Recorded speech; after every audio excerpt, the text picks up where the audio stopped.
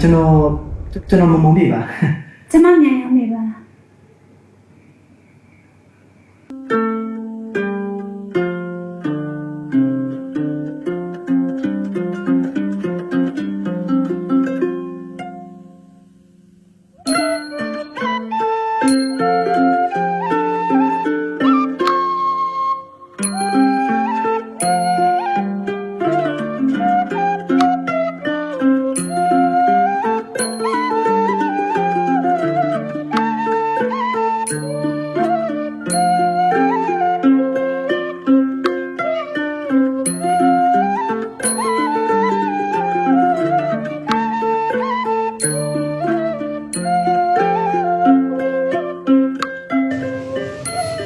ညာရောလေ